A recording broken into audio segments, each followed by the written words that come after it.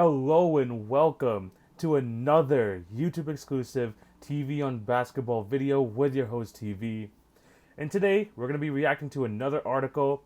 Zach Buckley of Bleacher Report created an article talking about every NBA team's biggest L of this offseason. I haven't read it yet. I'm very excited to read it. And you guys are going to be seeing this along with me just to see my reaction. But yeah, this is going to be a really fun episode. Remember to drop a like and leave a subscription. That would be very much appreciated. If you like this type of content, comment down below whether your thoughts on some of these moves and also just my opinions on them. And yeah, remember to follow at TV on Basketball on Twitter, Facebook, and Instagram for updates on YouTube, the YouTube channel, the podcast, all that good stuff. That can be found in the link tree in my bio. But yeah, we're going to be reacting to this article, every NBA team's biggest L of the offseason. The cover boy is Gordon Hayward. I don't have to go much further than that. Let's get right into this article. Okay, yeah, the fast approaching is perfect time to assess the changing landscape in the various offseason wins and losses. Unless, of course, you're like me, when your case isn't half empty. Okay, let's do this. Yeah, we're not in the mood to discuss winners. We're going to be talking about the losers. The Atlanta Hawks overcrowding the front court. Yeah, I before I even read this, I mean they show Onyeka Okongwu here. I was kind of confused with the drafting of him just because they traded for Clint Capella earlier in the season. So I have a feeling it's going to be something along with that. They're basically saying they probably they want to keep John Collins, Clint Capella at the trade deadline, and they have Onyeka Okongwu coming in at the 5, but it's kind of overcrowded, especially adding Danilo Gallinari, Cam Reddish, and DeAndre Hunter. I had talked about this earlier in some of my other podcast episodes. I just think they have too many players that play kind of similar roles, so it's going to be really interesting to see how they're going to be building their lineup for next season. The Boston Celtics expecting Tristan Thompson to solve their center problem. Exactly. This is why I'm really pissed it didn't go through with that Miles Turner trade. Tristan Thompson's a good player. He just what more does he give than Tristan and then Daniel Tice? Sure, he could switch, but that's not really the issue here. That was never their issue. It was that they needed a big body. You know, they got overpowered by Bam Adebayo, and Tristan Thompson, I guess, is an upgrade on Enes Kanter, but he's not going to still stop the Bam Adebayos, the Anthony Davises of the NBA. It's just not going to be the case. Brooklyn Nets not consolidating talent. Some might put blah blah blah, but he has a bond with Kevin Durant. What's harder to envision though is the overall roster becoming greater than the sum of its parts.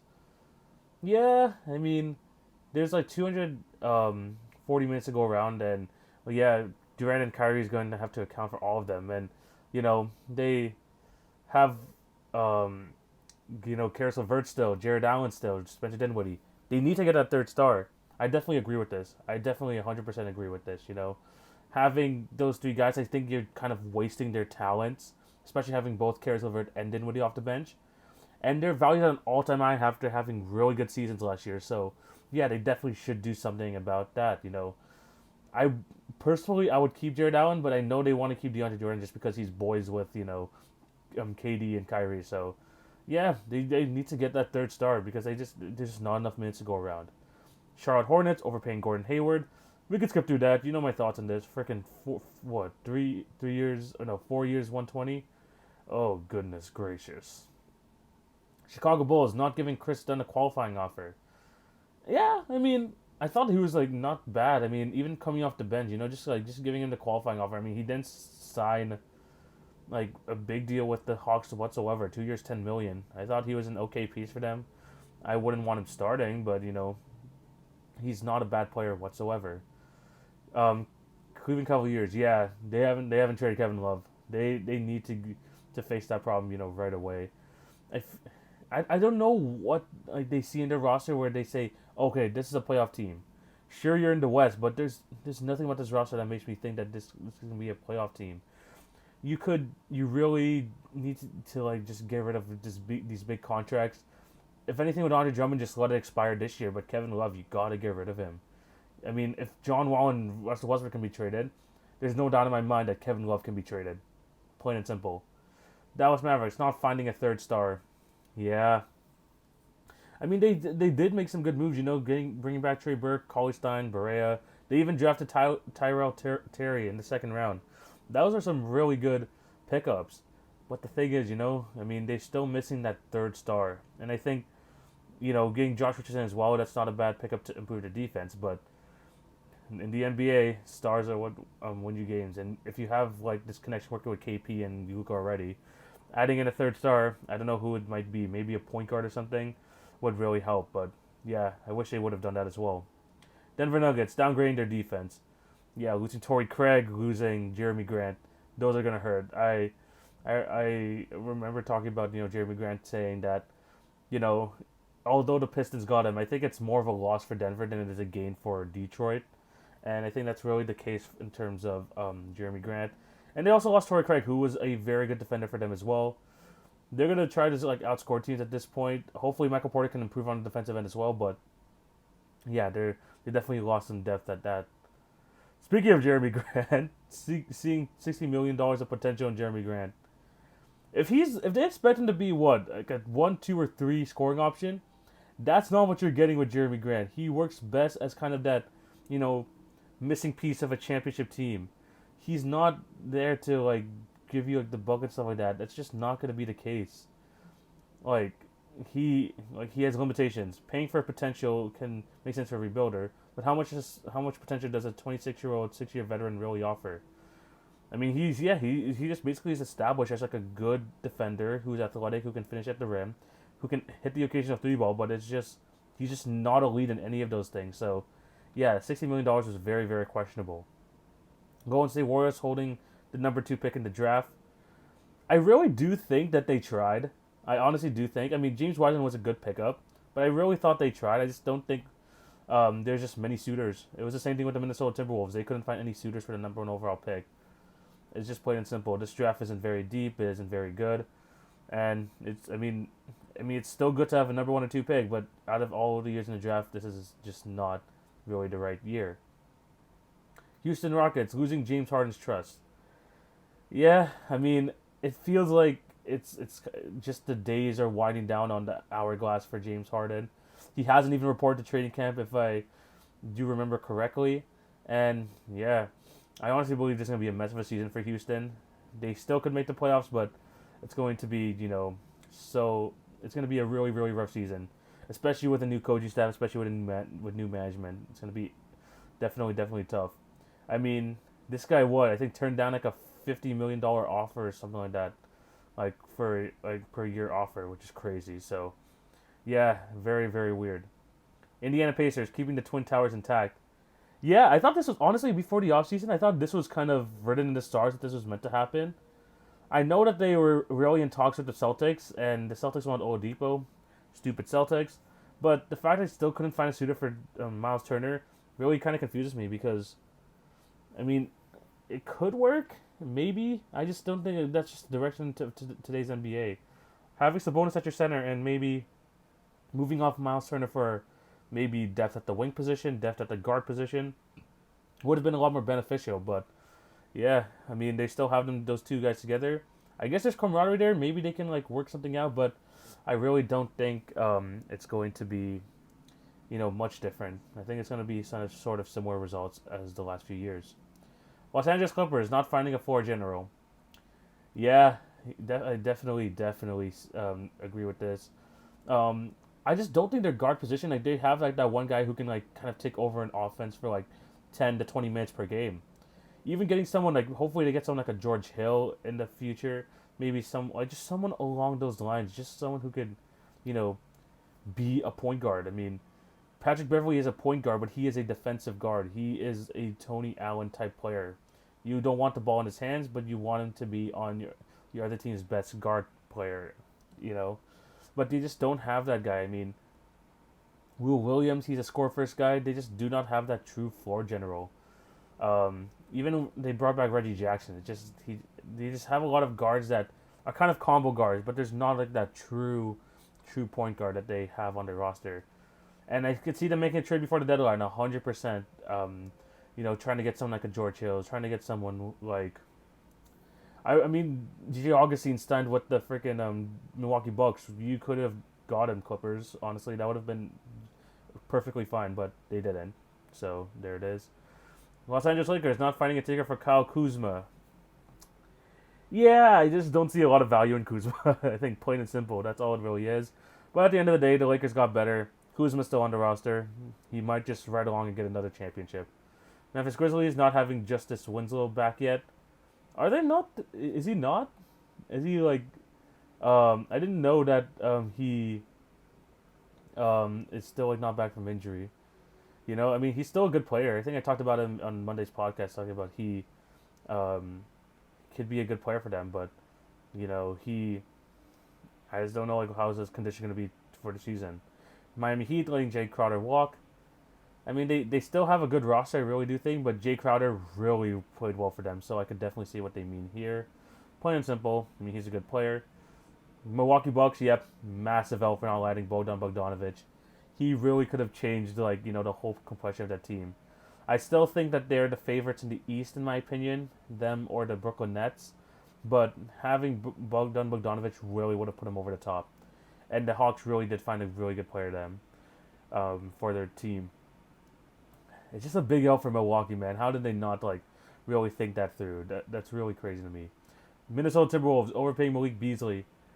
I just don't, because he's not. Where's he gonna play? I mean, $15 million a year for 4 years for a six man who's had troubles off the court. I mean, the whole situation with Scottie Pippen's wife, that's already really crazy. But even like a few months ago, this guy was like charged with fifth degree drug possession. So I don't know. I mean, like, I mean, he's a good player. I mean, I think like in his 12 games with Minnesota last year, I think he averaged like over 20 points a game. But I just don't think like for someone who's not going to be starting for you, because let's be honest, it's D'Angelo Russell and Anthony Edwards going to be scoring for them, so starting for them. So I just I just don't know what's going to happen here. New Orleans Pelicans overvaluing Steven Adams. Yeah, this was kind of weird, especially because they give him the extension. I really thought they were going to go all in on Zion Williamson being that small ball five. But, I mean, I guess Steven Adams could help him in that sense. I mean, he is a veteran. He is a great locker room guy. But, you know, I just don't think, like, the fit is there. I mean, I liked some of the players that they brought in. You know, the Oklahoma City Thunder. I'm sorry, no, sorry, the New Orleans Pelicans. I like some of the players. It's just the fit just really does question me, and there's not a lot of shooting on that team. New York Knicks reaching for Emmanuel quickly. They drafted him at 25. Don't have much to say here. I didn't really go too deep into that. It says here that he was the 40th, ranked prospect, according to Jonathan Watchman of Bleacher Report. I guess, but I mean, it's the next being the next, so who cares? Oklahoma City Thunder not squeezing more assets out of the 76ers. They should have. They really should have. Because no matter what, you could see the desperation that Philly wanted to get rid of Al Horford. I think they got one first round pick and a second round pick, if I do remember correctly. Oh, a protected first and second rounder. They could have got more. They really could have. Especially because that Al Horford contract is another 3 years. Jesus. Orlando Magic embracing life in the middle. Yeah, oh my god. Honestly, they literally like aligned with my thinking. Like, they did not improve. They're just okay with being mediocre. They didn't do anything to their roster. They're probably not even going to make the playoffs, too. This is what's crazy about this. Philadelphia 76ers becoming less versatile on the defense. I see that, but I think, like, with Ben Simmons and Joel Embiid being your two best players, I think that's enough, I think. And they just need shooting. They just need shooting. So, yes, they lost Josh Richardson. Yes, they lost Al Horford, but you know, getting scoring and shooting with, you know, Tyrese Maxey, Steph Curry, Danny Green, good enough. Good enough for me. I still like what they did this offseason. Phoenix Suns reaching for Jalen Smith. Yeah, I really thought... honestly, I wish they got a point guard. I really did. I mean, Cameron Johnson was a reach at 11, but I think he's actually a good player for them. But reaching on Jalen Smith on a position where he's, like... I don't think he's going to be, like, clamoring to start. I think it's kind of like a weird pick. I really thought they would go like for guard depth, but yeah, I mean it's still, I guess the Suns see something in him that they want. The Portland Trailblazers paying a premium for Robert Covington. Yeah, I mean, I think the Rockets got a good haul for Robert Covington, but at the same time, adding a player like Robert Covington beside Dame and CJ is really good. I really like the pickup. Yes, they kind of gave a hit up a lot for him, but at the same time, I mean, what were they going to do with that 16th pick? It's just another project. They need to get some veterans in that team. Sacramento Kings losing Bogdan Bogdanovic for nothing. Stupid, stupid, stupid. This is the thing with restricted free agents. Just pay them and just treat him as an asset more than anything. Like, they lost him for nothing. He had value. He has freaking value. If they just, they could have just traded. San Antonio Spurs not unloading a veteran. Still always just confused me how both LaMarcus Aldridge and DeMar DeRozan are still on the team going into the season. I really thought they were going to be embracing the youth movement. But I think it's going to be a similar thing to last year, but I think because the West got better, they're going to even slip further down the standings. So probably going to be another rough year for San Antonio fans. Toronto Raptors losing both Mark and Serge Ibaka. This is definitely an L&R part. At least try to keep one, I thought, but yeah, losing both really does suck. I think the Raptors recovered well trying to get Aaron Baines to start for them, but Alex Len, big question mark. Chris Boucher, I mean, he will be the backup, but I don't know how good he'll be as the, defending big guys one-on-one. I think he could be a really good help defender, not really a good one-on-one defender. And losing both guys, who were anchors on the championship team just 2 years ago, really is rough. And I think both Los Angeles teams, and the Clippers and Lakers are really going to like what they have in both Mark and Serge. Utah Jazz adding more non-stretch bigs. Yeah, they don't have a lot of shooting from a big man position. I think Georges Niang, I mean, maybe he's a small forward, but yeah, I don't think they have much shooting at all in terms of the big man position. They brought back Derek Favors, which I like, but I think they should have got more shooting because both Favors and Gobert are going to probably be their defensive anchors on both the starting unit and the bench unit, but they just need a bit more shooting. I definitely agree with that. Washington Wizards chasing mediocrity. Yeah, I mean, they're not going to be better than the second round exit. I'm going to tell you that. I mean, Russell Westbrook and Bradley Beal maybe could take you to a top 6 seed. Who knows? But yeah, I mean, it doesn't this is a perfect way to say it. The end game for the Washington Wizards is what exactly? Yeah, I mean, this is not a championship team. This is not even someone who's going to be competing with the Brooklyn Nets, with the Milwaukee Bucks, Miami Heat, Boston Celtics. You can even argue that the Raptors could be ahead of them just because of their whole coaching and stuff. That really is the case with this Wizards, and I mean, I guess they're okay with being, the 6th, 5th seed in the East and probably going to not make it out the first or second round. And second round is being generous, let's be completely honest. And that's the rest of this article. Thank you guys for watching this episode. Remember to follow @TV on Basketball on Twitter, Facebook, and Instagram for great NBA content as well as updates on the YouTube channel and the podcast. And remember to drop a subscription, leave a like, all that good stuff. And I'll be back on Friday for another collab podcast. So remember to do that, to subscribe and stuff like that. Turn the notification bell on so you don't miss an episode. But yeah, thank you guys for watching, and I'll talk to you guys on Friday. Take it easy, guys. Peace.